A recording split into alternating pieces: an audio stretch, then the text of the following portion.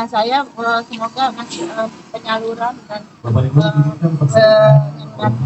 buat sembako ini ya tepat sasaran dan sesuai dengan aturan yang berlaku ya. Jadi yang menerima juga emang punya layak menerima dan akan dipantau juga oleh kami dari Kejaksaan karena sudah ada kerjasama antara Kemensos dengan Kejaksaan Agung untuk penyalurkan bantuan sosial dari Kementerian Sosial.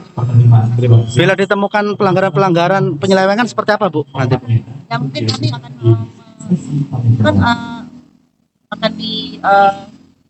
kami selidiki ya kan ada bidang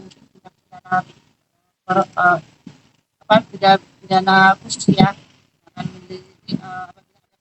penggunaan penyaluran bansos ini. Alokasinya ini totalnya ini ada hampir 8 ribuan ya, hampir 8 ribuan. Kalau di penyaluran di bulan Mei Juni kemarin itu sampai 7.282. Karena ini kan berdasarkan kalau di BRI itu pencairannya setiap 2 bulan. Jadi mereka menerima langsung masuk transfer masuk rekening si KPM 400.000. Tetapi kalau di kantor pos ini per 3 bulan. Jadi langsung menerima dia 600.000 karena dia kan menerimanya per bulannya 200.000 per KPM. Untuk sistem penyaluran sendiri seperti apa sih mekanismenya? Jadi sistemnya mereka dari Kementerian Sosial langsung mentransfer ke bank penyalur. Jadi di Metro ini yang diberikan kepercayaan dari Kementerian Sosial ada 2, BRI dan PT Pos. Kalau sembako ini kan dulu sebelumnya kan ada program yang namanya sebelumnya kan ada BLT ya.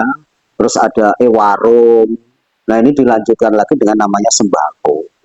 Jadi kalau sembako ini sudah jalan tahun yang ketiga, salah ya, tahun yang ketiga ya. Sembako ini jalan yang tahun ketiga. Sumber kementerian dari APBN dari APBN.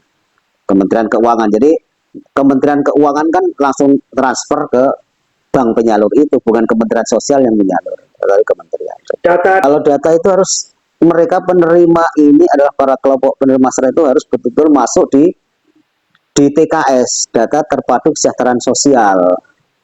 Aplikasinya namanya SIG-NG. Jadi memang aplikasi ini yang mempunyai Kementerian Sosial. Nanti yang operatornya itu ada di masing-masing kelurahan ada. Jadi mereka nanti yang menerima, nanti ada yang mungkin sudah nggak layak lagi atau mengusulkan. Nanti ada mekanismenya melalui yang namanya musyawarah kelurahan. Musyawarah kelurahan ini yang hadir dipimpin oleh Pak Lurah. Di situ ada ketua RW, ketua RT, ada para pendamping sosial, ada kasra. Terus kemudian mereka akan bermusyawarah, namanya muskel. Siapa yang kira-kira dari sekian ini memang sudah tidak layak, kita tidak layakkan. Siapa yang kira-kira nanti harus diusulkan, kita usulkan.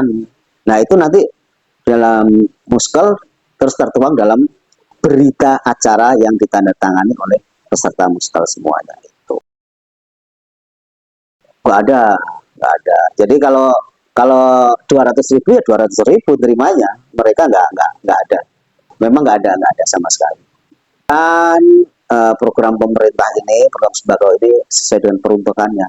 Yang namanya sembako ya untuk beli sembako, misalnya untuk beli beras, untuk beli telur, untuk beli misalnya ayam, untuk kebutuhan primer intinya itu.